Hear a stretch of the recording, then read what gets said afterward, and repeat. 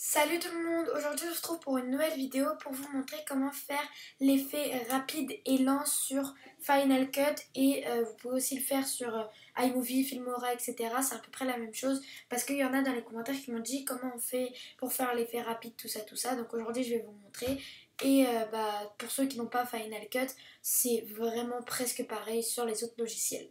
Donc du coup moi je suis arrivée, j'avais déjà mon petit plan de préparé. Et du coup, je vais vous montrer. Donc tout d'abord, ce qu'on va faire, c'est qu'on va aller dans les petites icônes que vous voyez ici et on va mettre accélérer. Donc, on nous propose 2, 4, 8 ou 20. Alors, dans mes vidéos, on me dit que je vais vite, donc j'essaye d'aller plus lentement. Donc là, je viens de cliquer sur 2 et donc vous voyez que la vitesse, elle est moyenne. Donc du coup, on va mettre sur 4. Alors 4, c'est l'effet le plus fréquemment utilisé, celui que les gens utilisent le plus. Il est assez moyen, il va vite. C'est celui qui est le plus fréquemment utilisé.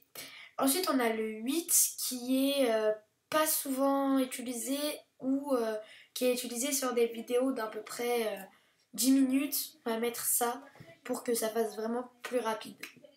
Ensuite, on a le dernier des effets qui est vraiment jamais utilisé à part pour des vidéos très longues. C'est l'effet x20 et donc il est vraiment très long. Donc voilà comment accélérer. Maintenant on va passer à comment ralentir, donc l'effet lent. Donc ce qu'on va faire, c'est qu'on va aller dans l'icône et on va aller dans ralentir. Donc on a x50, x25 et x10. Donc x50 c'est le plus petit des ralentis. Ensuite, on a celui x25 et on a aussi celui x10. Donc x25, ça donne à peu près quelque chose comme ça. Donc souvent, en fait, celui qui est le meilleur, c'est le x50. Et le 10, franchement, il n'est pas vraiment utilisable parce que c'est tellement lent que l'image est assez saccadée et c'est pas forcément agréable à voir.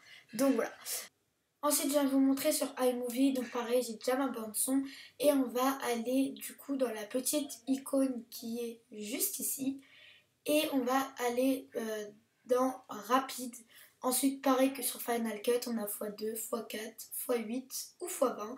Donc vous choisissez, voilà le résultat en x2, voilà le résultat en x4, voilà le résultat en x8 et ainsi de suite en x20.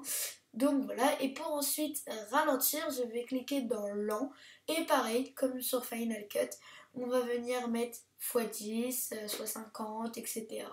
On en a plusieurs, sauf que sur iMovie, on a le mode automatique, donc il fait un lent automatique du coup, donc c'est la seule différence avec Final Cut.